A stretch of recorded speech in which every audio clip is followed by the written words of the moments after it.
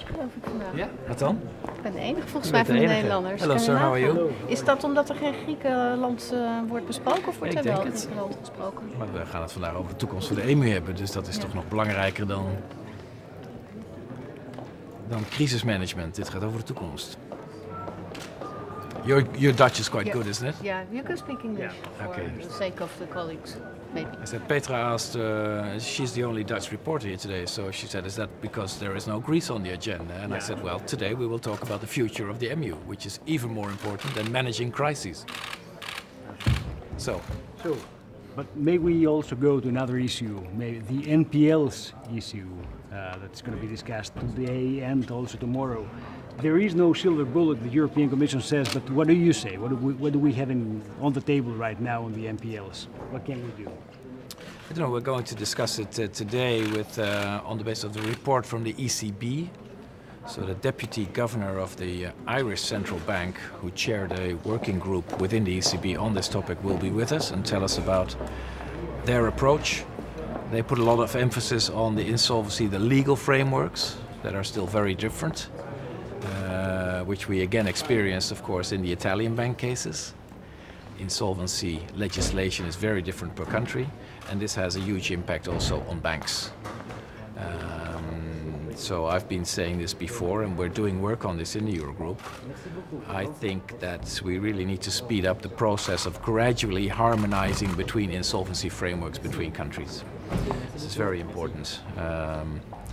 So today we will also be informed by the Resolution Board, the SSM and DG Com on the Italian bank cases to learn what's happened there and what we need to take away from that to improve the banking union. And I'm sure that the insolvency framework will also come up in that context. Do you think that on the Italian banks, do you think that the spirit, not just the letter of the rules in the banking union, has been respected? Or is there a loophole that have permitted to Italian government to find that national solution without touching senior bondholders? No, I think it's not a loophole. We were in sound mind when we put into the BRRD the instrument of precautionary recapitalization of banks. And of course we've always known that smaller banks would be resolved or go into insolvency under national legislation. The question is, of course, if the state aid rules that apply in any case should not be adjusted now that we are in a new time of the BRRD framework. So we need to make sure that even if other legal frameworks apply, the state aid rules should be to the same kind of level. I think that's one of the topics that comes out. But let's discuss it first today, and I'll tell you more in the press conference. I'm sorry. You will discuss the fiscal stance for the Eurozone for 2018.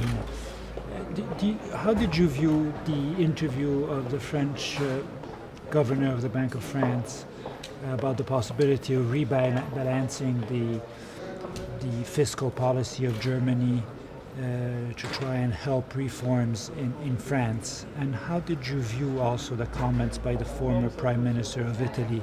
Oh, that's a lot of questions. Right? But it's always linked to fiscal so stance. The fiscal and fiscal stance policy. the fiscal stance for 18, both the Commission and the European Fiscal Board, which is run by Professor Thygesen, who will be with us today, they both advise a neutral stance. Mm-hmm.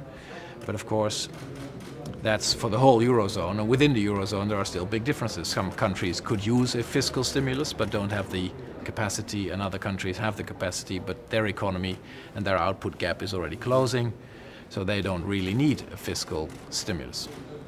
So that issue we cannot solve, we won't solve it today.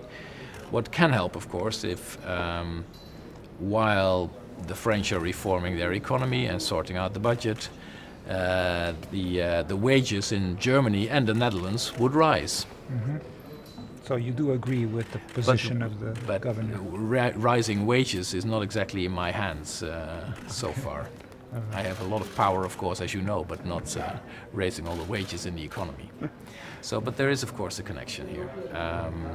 And it's true that, let me speak for the Netherlands, that there is room to improve wages. The economy is booming, but the wages are dragging behind. And it would help the economy of the Eurozone as a whole if the countries that already have this big growth, high growth numbers, would allow for an expansion of the demand side. In other words, increase wages or lower taxes. Anyway. And on Prime Minister Renzi, former Prime Minister, sorry, he proposed to stay at 2.9% of deficit for the next 5 years for Italy. Do you think that Italy has this opportunity or possibility? I haven't read the interview, but that would of course be outside the rules of the budgetary framework. So this is not a decision that one country can take on its own. We're in this together. This is the monetary union. My stance is always that the things that we have agreed on, we should try to stick to. If you want to change the rules, that's fine. That's an open debate we can always have. And we've had this debate last year during the Dutch presidency in Amsterdam. We had quite an intense debate about should the rules be more simplified, more flexible. So I'm always open to talk about are the rules still effective and efficient, etc. But we cannot unilaterally say the rules are not for me this year and the next 5 years. So let's have the debate with Matteo Renzi on the future of the pact. But let's not decide per country. That wouldn't work. But the idea of incorporating the fiscal compact in the EU legislation, which should be done within 5 years of the approval of the fiscal compact, do you think that that is the occasion to reform another time the budget rules? Is there a debate going on about this possibility? Not linked to this more legal matter of how it's linked into the EU legislation. I don't think that's very relevant. That's more of a legal issue. When do we do that? There's a political debate going on. Are our rules, our fiscal rules, still effective? Or should they be changed? A lot of people are always saying there should be more flexibility and they should be easier. But that's a very sort of high overstatement, because as soon as you go in depth in how would it work, there are big problems and big disagreements. So changing the rules is not going to be easy. But I'm open to the discussion. Thank you very much, Mr. Lees. Just you and the rest of us. The recent developments on the European banking sector are going to be discussed today as well. Are you personally happy how things were actually settled in Italy, particularly in the last couple of weeks? Is this what the banking union is for, Mr. DIJSSELBLOEM? Well, I'm personally very happy that the Italian banks are now being sorted out, that the problems are being dealt with, and that the authorities are taking action. I mean, that's crucial for the economic recovery in Italy. The only way to get the Italian economy going is by making the banks healthy first. Of course, there are lots of legacy issues, which were already there before the start of the banking union. And I think that we need to find solutions within the framework of the banking union. There are some possibilities which have been used now, and we'll hear whether there are lessons to learn. But why do we have the European rules, or what are the European rules for if in the end national legislation is being applied? We've always said that smaller banks could be dealt with under national legislation. That's always been agreed. The question is whether state aid rules have been applied correctly, whether the banking union has been recognized and respected in every way. So those are the kind of questions we will have today.